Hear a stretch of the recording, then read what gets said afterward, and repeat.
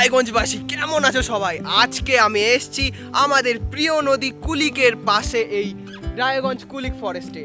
আর আজকের যেহেতু ওয়েদারটা ছিল খুবই সুন্দর ও মনোরম, তাই ভাবলাম এখানে আসি একটু সময় কাটাই। আর সময় কাটানো কিন্তু আমাদের বৃথা যায়নি, কারণ এখানকার মনোরম পরিবেশ আমাদের মন জয় করে নিয়েছে। আমি এসছিলাম দুপুর টাইমে, কিন্তু তা সত্ত্বেও মেঘলা ছিল। তো আমি এখন দাঁড়িয়ে আছি গাছের তলায় ফরেস্টের, আর পাশেই আমার কুলিক নদী, এই যে। সো জায়গাটা কিন্তু খুবই সুন্দর, তোমরা যদি চাও তাহলে অবশ্যই আসতে পারো।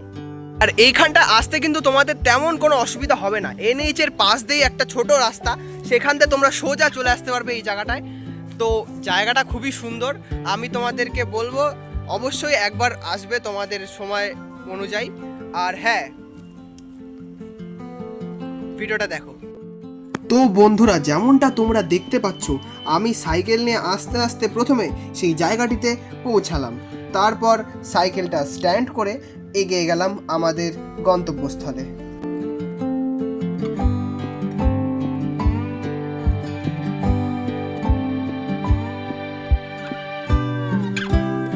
এরপর নদীর পাশ দিয়ে সোজা হাঁটতে হাঁটতে আমরা চলে গেলাম ফরেস্টের ভিতরে।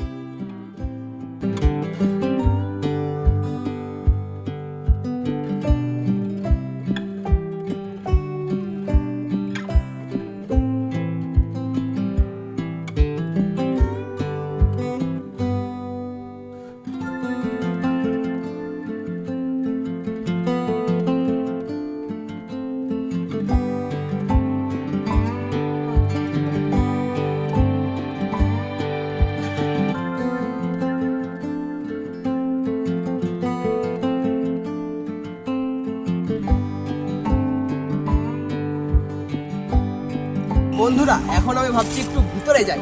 Let's go.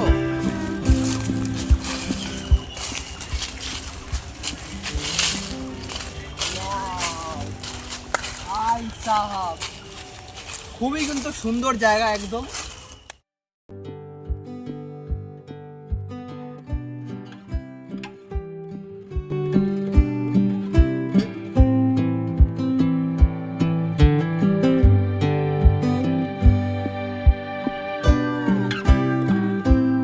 তো বন্ধুরা, জঙ্গলের মাঝখানে কিন্তু এরকম অনেক পাতা পড়ে আছে, গাছ থেকেই পড়েছে।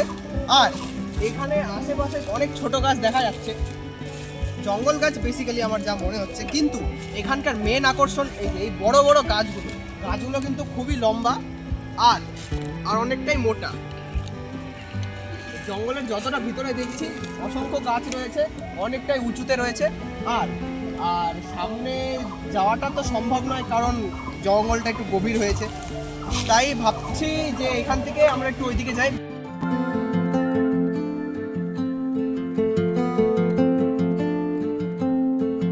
বন্ধুরা, তোমরা হয়তো অনেকেই জানো না যে এটা কুলিক নদীর অশ্বক্ষুরাকৃতি হ্রদ, যেখানটায় বৃষ্টির সময় জল জমে যায়।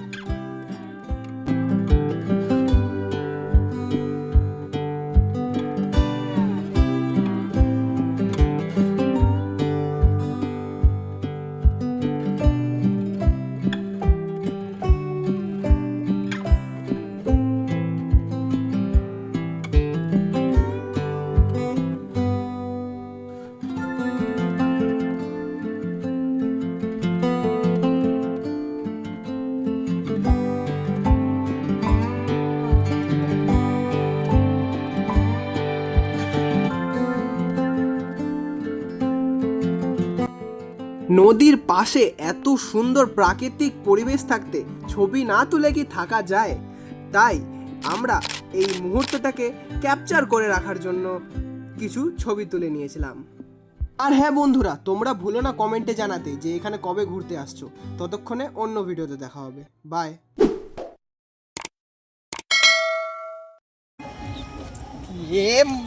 পিঁপড়া, আরে বাপ রে বাপ।